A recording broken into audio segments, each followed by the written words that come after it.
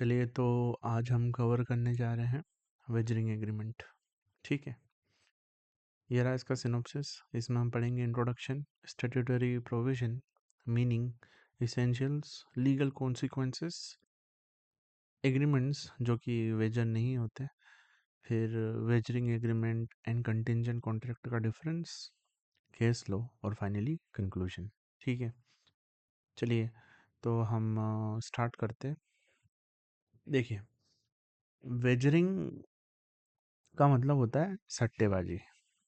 ये वही सट्टेबाजी है जो लोग करते हैं इलेक्शन के ऊपर, क्रिकेट के ऊपर, है ना। दो लोग करते हैं कि यदि इंडिया जीती तो मैं तुझे 10,000 रुपये दूंगा, और अगर इंडिया क्रिकेट का मैच हारी तो तू मुझे 10,000 रुपये देगा।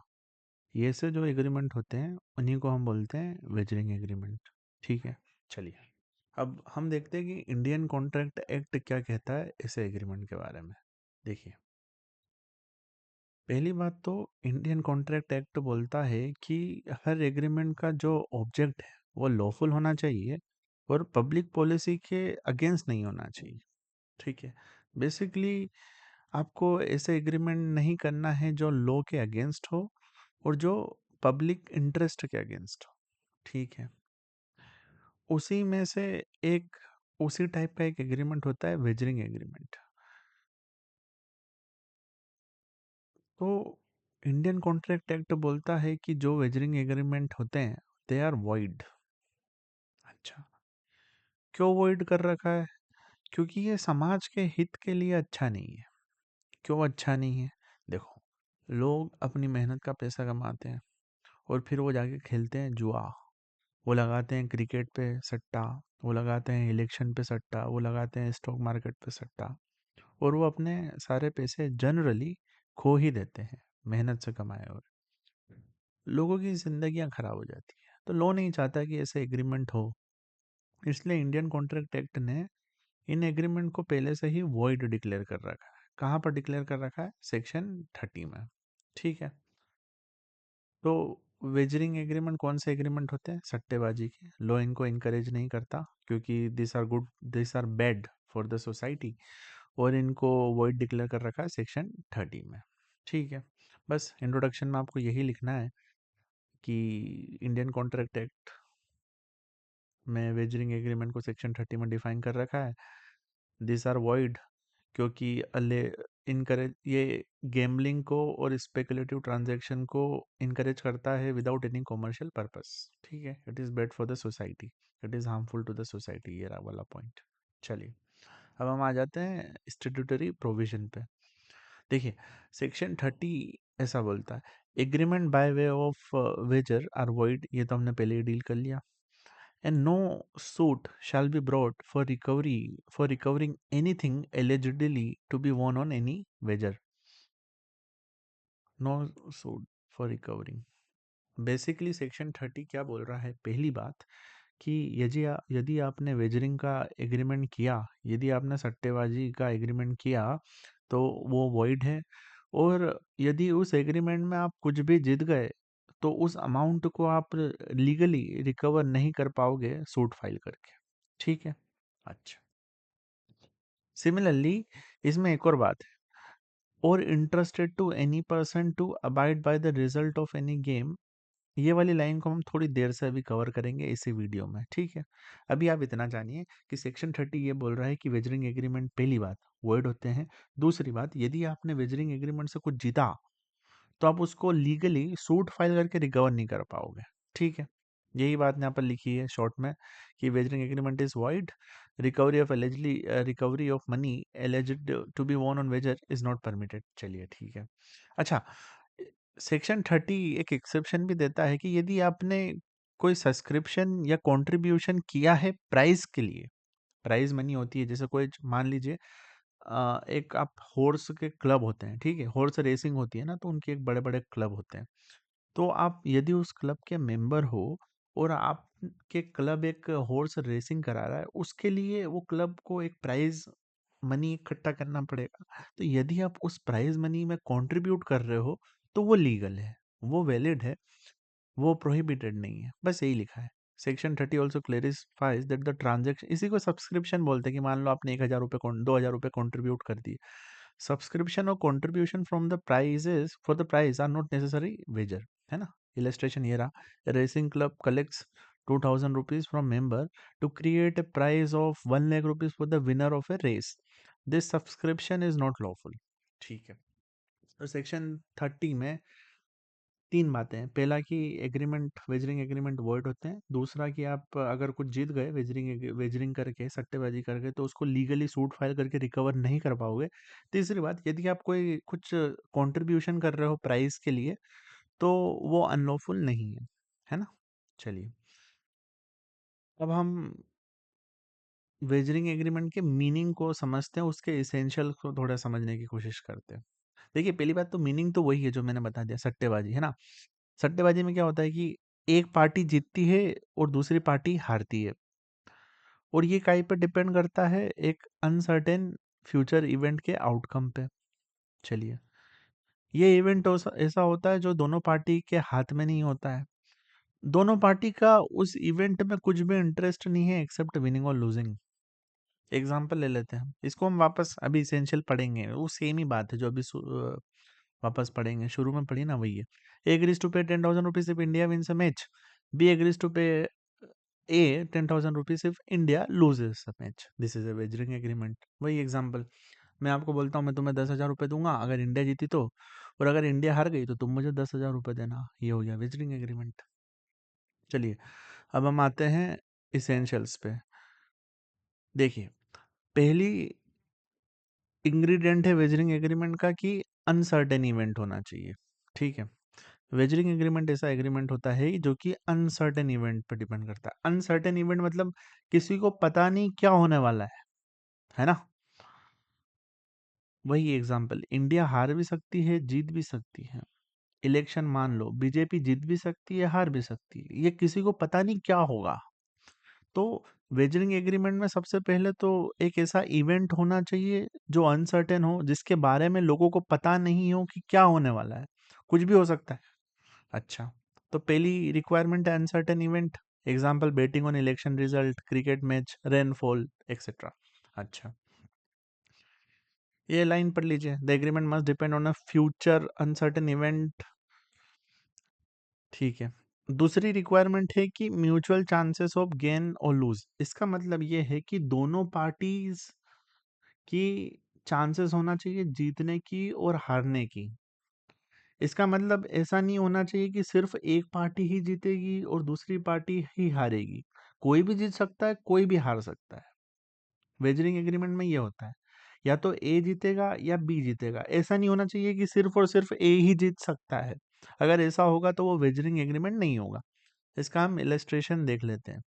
अच्छा, ये जो बात बोली इसको बोलते हैं म्यूचुअल चांसेस ऑफ गेन और लॉस, मतलब दोनों पार्टी की पॉसिबिलिटी है कि वो जीत भी सकते हैं, हार भी सकते हैं। A says to B, if India wins the match, you will pay me 10,000 rupees. If India loses, I will pay you 10,000 rupees. Here, if India wins, A जीतेगा, B हारेगा, और अगर इंडिया हार गई मैच, तो B जीतेगा 10,000 रुपये और है हार जाएगा। ठीक है, this is a wagering agreement because both have reciprocal chances of gain और लूज, है ना। वही बात कि एक पार्टी जीतेगी, दूसरी पार्टी हारेगी। ऐसा नहीं होना चाहिए कि सिर्फ और सिर्फ एक पार्टी जीत रही है और दूसरी पार्टी हार रही है। चलिए, अब हम आते हैं तीसरे एसेंशियल पे।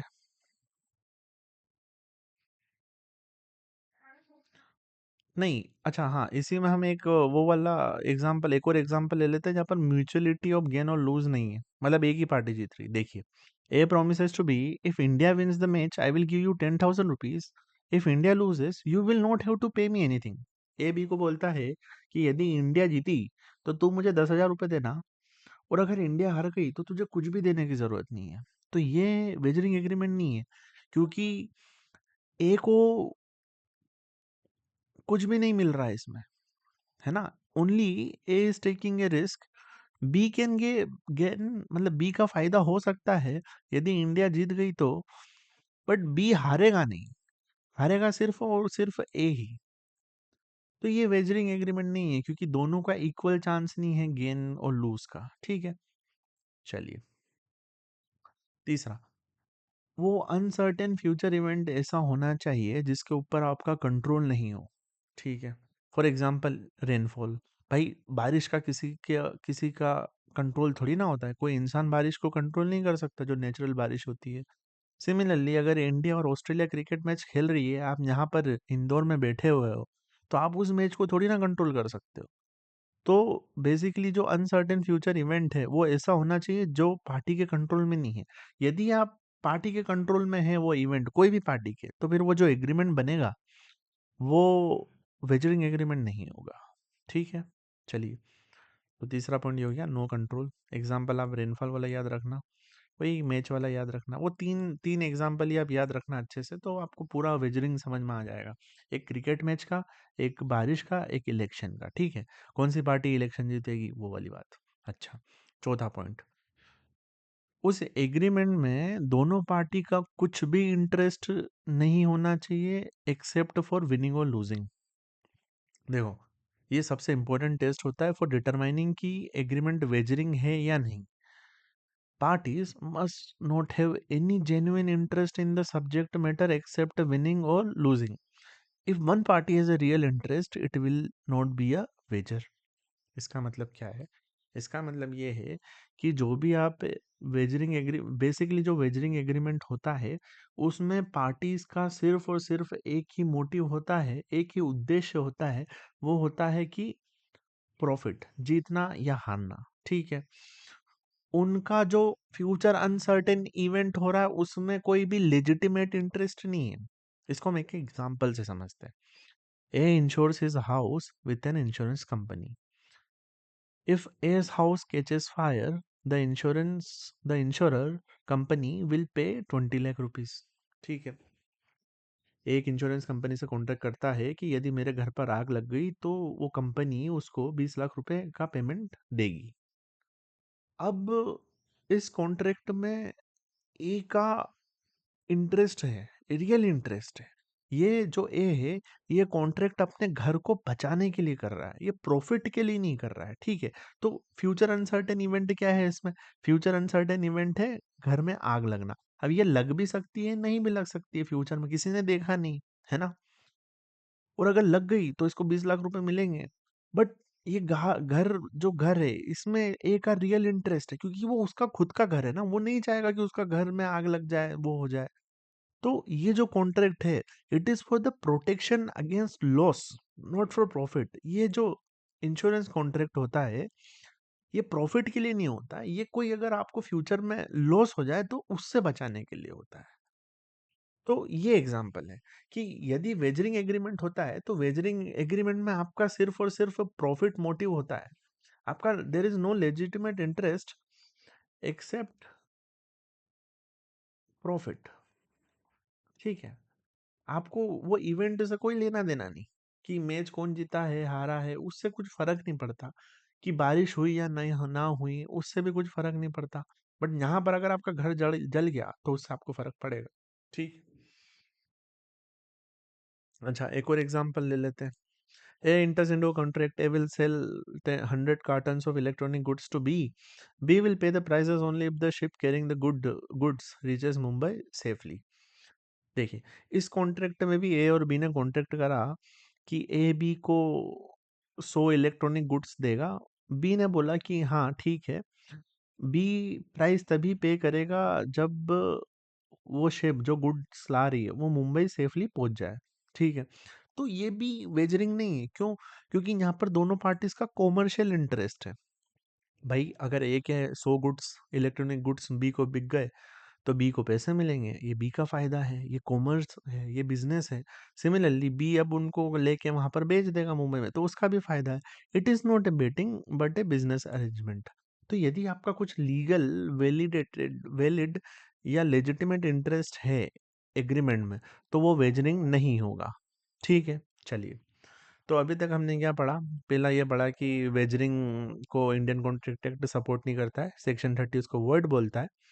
वेजरिंग में क्या होता है? तीन तीन इसेंशियल है कि एक तो पहले तो फ्यूचर अनसर्टेन इवेंट होना चाहिए। चार चार इसेंशियल है। दूसरा, म्यूचुअल चांसेस ऑफ गेन या लूज, कि एक पार्टी जीतेगी, यही नहीं होना चाहिए, दोनों के चांसेस होना चाहिए कि दोनों जीत सकती है।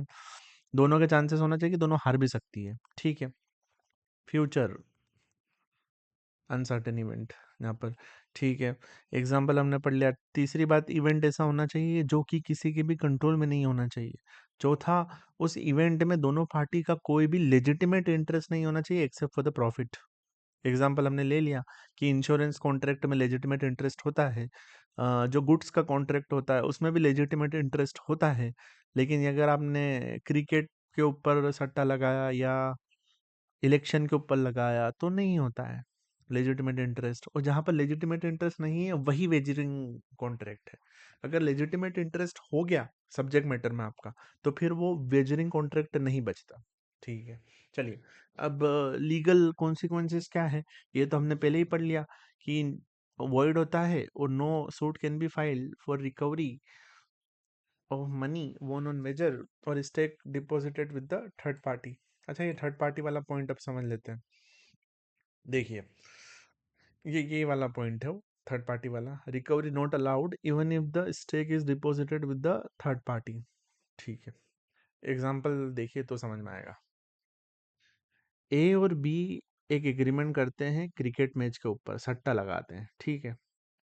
दोनों क्या करते हैं, दोनों 10-10 हजार रुपए दे देते हैं सी को और उसको इंस्ट्रक्शन देते हैं कि यदि इंडिया जीती तो सी 20 हजार रुपए ए को दे देगा और अगर इंडिया हारी तो सी 20 हजार रुपए बी को दे देगा वापस से। ए और बी ने सट्टा लगाया 10-10 हजार रुपए का, ठीक है। नहीं, 20 हजार रुपए का सट्टा लगाया। ए और बी ने सट्टा लगाया, उन दोनों ने 10-10 हजार रुपए सी को दे दिए और बोला कि देख भाई, अगर इंडिया जीतेगी तो तू मतलब सी ए को 20 हजार रुपए देगा और अगर इंडिया हारी तो सी 20 हजार रुपए बी को देगा, ठीक है। अब क्या हुआ, इंडिया मैच जीत गई और क्योंकि इंडिया मैच जीत गई तो अब सी ने 20 हजार रुपए ए को दे दिए। अब ये जो बी है ना, ये ना तो ए के ऊपर सूट फाइल कर सकता है ना ही सी के ऊपर फाइल कर सकता है, क्योंकि it is a money won on Vaser, ठीक है। वापस से दो लोग सट्टा करते हैं, दोनों लोग एक इंसान के साथ पैसा जमा कर देते हैं कि अगर मैं जीत गया तो मुझे पैसे वापस दे देना दोनों के मिला के, और अगर सामने वाला जीत गया तो उसको दे देना। और अगर वो फिर मैच हो गया और उसने पे कर दिए तो फिर आप उसको रिकवर नहीं कर सकते। यही बात है यहाँ पर, देखो। If a money is given to a stakeholder, यहाँ पर see third party, to hold and distribute, it can not be recovered once it is paid out. However, if the stakeholder still has money, recovery may sometimes be allowed before it is paid, depending on the fact and applicable state law. Generally तो यही होगा भाई। तुमने सट्टा किया, दो लोगों ने, मैंने और आपने, हम दोनों ने मिलकर सी को पैसे दे दिए कि भाई अगर इंडिया जीते तो मुझे 20 हजार रुपये देना और अगर इंडिया हारी तो 20 हजार रुपये आपको मिलेंगे। इंडिया जीत गई तो वो सी ने मुझे 20 हजार रुपये दे दिए, है ना। अब आप मुझसे या सी से रिकवर नहीं कर सकते। ये एग्जाम्पल पढ़ लेना, यही है पूरा। चलिए।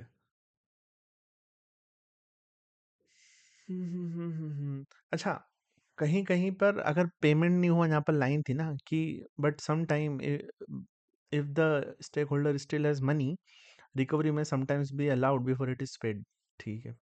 इसका एग्जांपल ये ले लेते हैं। ए और बी ने वापस से शर्त लगाई और उन्होंने 20 हजार रुपये, 10 हजार रुपये ए ने बी को दिए, सी को दिए, और 10 हजार रुपये सी ने बी ने सी को दिए वापस। ए और बी ने सट्टा लगाया मैच पर। ए ने 10 हजार रुपये सी को दिए, बी ने भी 10 हजार रुपये सी को दिए। सी के पास टोटल कितने हो गए, 20 हजार रुपये, ठीक है। अच्छा, इन्होंने क्या बोला कि यदि इंडिया जीत जाए तो सी 20 हजार रुपये ए को देगा और अगर इंडिया हार जाए तो सी 20 हजार रुपये बी को देगा, ठीक है। पर मैच का रिजल्ट पूरा डिक्लेयर होने के पहले ही बी ने अपना मन चेंज कर लिया और सी को बोला कि भाई तू मेरे 10 हजार रुपये वापस कर दे।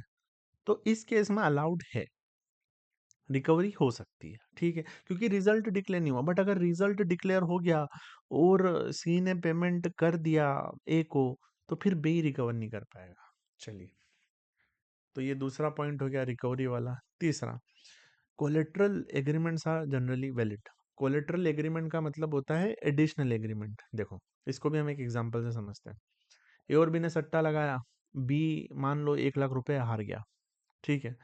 अब बी के पास 1 लाख रुपए नहीं है, तो वो एक एग्रीमेंट करता है सी के साथ। सी को बोलता है कि देख भाई, मैं सट्टे में 1 लाख रुपए हार चुका हूँ, मुझे वो ए को पे करना है, तो ऐसा कर, तो मुझे 1 लाख रुपए का लोन दे दे। तो ये जो कोलेटरल एग्रीमेंट है, ये कोलेटरल एग्रीमेंट है, क्योंकि ये जो ओरिजिनल सट्टे वाला एग्रीमेंट है उसका पार्ट नहीं है, ये एक अलग से एग्रीमेंट हुआ है, ये वैलिड है। बट ये तभी वैलिड होगा जब किसी स्टेट ने वेजरिंग को इलीगल डिक्लेयर ना कर रखा हो। मैं वापस से समझाता हूँ। देखिए, सेक्शन 30 क्या बोलता है? सेक्शन 30 बोलता है कि वेजरिंग एग्रीमेंट्स आर वाइड। ठीक है, बट अगर स्टेट गवर्नमेंट ने वेजरिंग को इलीगल डिक्लेयर कर दिया, इलीगल डिक्लेयर्ड, जैसे कि गैम्बलिंग एक्ट होता है एमपी में, एमपी गैम्बलिंग एक्ट, तो ये जो वेजरिंग है ना, ये वॉइड के साथ साथ इलीगल भी बन जाएगा अगर स्टेट गवर्नमेंट ने ऐसा एक्ट पास कर दिया। वापस से, सेक्शन 30 इंडियन कॉन्ट्रैक्ट एक्ट का बोलता है कि वेजरिंग एग्रीमेंट वॉइड है। बट अगर स्टेट गवर्नमेंट ने वेजरिंग के ऊपर कोई अलग से एक्ट पास कर दिया और उसको इलीगल डिक्लेयर कर दिया, तो उसके बाद जो ये कोलेट्रल एग्रीमेंट है वो भी इलीगल बन जाएंगे। ठीक है, इसका मतलब हम दो एग्जांपल वापस से लेते हैं। मान लीजिए अभी अभी कोई भी गैम्बलिंग एक्ट नहीं है इनेबल्ड या इनेक्टेड नहीं है स्टेट में, तो अब अगर आपने वेजरिंग एग्रीमेंट करा वो तो वॉइड है, लेकिन जैसे वेजरिंग एग्रीमेंट में जो आप हार गए हो उसको भर्ती करने के लिए आपने लोन लिया, तो वो लोन वैलिड है। Collateral agreements are generally valid. कब तक ये वैलिड है? अंटिल अंटिल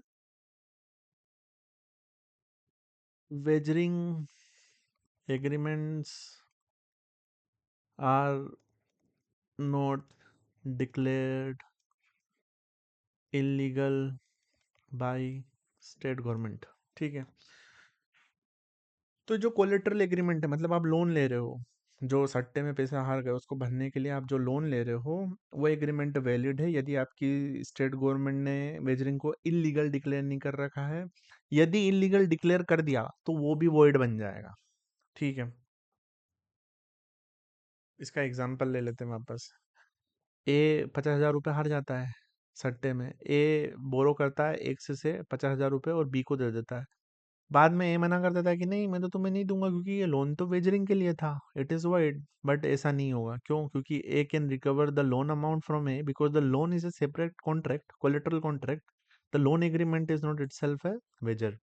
ठीक है, वही बात है बेसिकली। ये पॉइंट ये कहना चाह रहा है कि यदि आपकी स्टेट में वेजरिंग को इलीगल डिक्लेयर कर रखा है, देखो वॉइड तो पूरे इंडिया में है, सेक्शन 30 में लिखा है कि वॉइड है वेजरिंग, बट अगर उसको इलीगल आपकी स्टेट गवर्नमेंट ने डिक्लेयर कर रखा है, तो यदि आपने लोन भरने के लिए भी सामने वाले को पैसे दिए, तो फिर आप उसको लीगली रिकवर नहीं कर पाओगे, क्योंकि वो इलीगल डिक्लेयर है, तो वो जो लोन है वो भी इलीगल होगा और आप उसको फिर कोर्ट में जाके रिकवर नहीं कर पाओगे। यही चीज गेरूलाल पारेख वर्सेस महादेव दास में कही गई थी कि wager is void under section 30 but it is not necessarily illegal. Illegal contract act नहीं बोल रहा है, ये स्टेट गवर्नमेंट डिसाइड करती है कि इलीगल है कि नहीं। Therefore, a collateral transaction linked to a wager is not automatically hit by section 23। वही बात है ना? तो इसको हम एक बार समराइज कर देते हैं कि वेजरिंग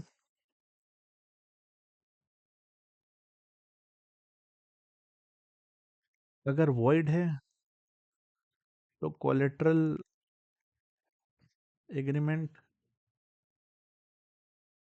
वैलिड,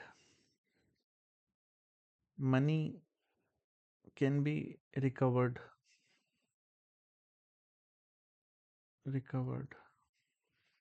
अगर वेजरिंग एग्रीमेंट इलीगल है तो कोलेट्रल एग्रीमेंट भी इलीगल हो जाएगा एंड मनी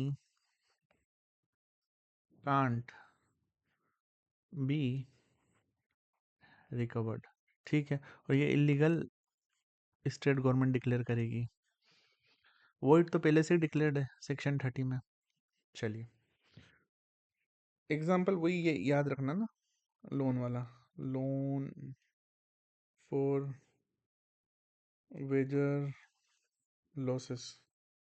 जो वेजरिंग में आपको घाटा हुआ है उसको भर्ती करने के लिए आपने अगर लोन लिया तो वो लोन वैलिड होगा अगर सिर्फ वेजरिंग वॉइड डिक्लेयर कर रखी है, जो कि सेक्शन 30 में कर रखी है। बट अगर आपके स्टेट में इलीगल डिक्लेयर करिए तो वो लोन भी वैलिड नहीं होगा, उसको फिर आप रिकवर नहीं कर पाओगे। चलिए, अब हम कुछ एग्जांपल ले लेते हैं उन एग्रीमेंट्स का जो कि सट्टेबाजी नहीं होती, जो कि वेजरिंग नहीं होती। पहला हो गया इंश्योरेंस कॉन्ट्रैक्ट। क्यों? क्योंकि इसमें इंश्योरेबल इंटरेस्ट होता है। इंश्योरेबल इंटरेस्ट मतलब वही अपने घर की प्रोटेक्शन, अपनी कार की प्रोटेक्शन, अपनी हेल्थ की प्रोटेक्शन, ठीक है। It is for the protection against risk, ठीक है। सिमिलरली, यदि कोई कंपटीशन है जिसमें स्किल इन्वॉल्व होती है तो वो भी वेजरिंग नहीं होता। Chess competition, skill based games, कुछ भी जो भी होते हैं, शेयर मार्केट ट्रांजैक्शन। देखिए, यदि आप शेयर मार्केट में शेयर को एक्चुअली खरीद रहे हो और बेच रहे हो तो वो वैलिड है, वो वेजरिंग नहीं होती। वेजरिंग तो तब होती है जब आप एक शेयर की प्राइस पे सट्टा लगा दो कि आज ये इतना ऊपर जाएगा या आज इतना नीचे जाएगा, अगर ऊपर गया तो मैं जीतूंगा, नीचे आया तो तू जीतेगा, तब होगा वो। चौथा, प्राइस कंपटीशन, वापस से वही, ये भी वेजरिंग नहीं होते हैं क्योंकि ये प्योरली चांस पे बेस्ड नहीं होते हैं। चलिए, इसके साथ हम अब आते हैं कि वेजरिंग कॉन्ट्रैक्ट और कंटिंजेंट कॉन्ट्रैक्ट में डिफरेंस क्या होता है। देखिए, दोनों फ्यूचर इवेंट पर डिपेंड करते हैं। दोनों फ्यूचर इवेंट पे डिपेंड करते हैं, बट एक वैलिड होता है।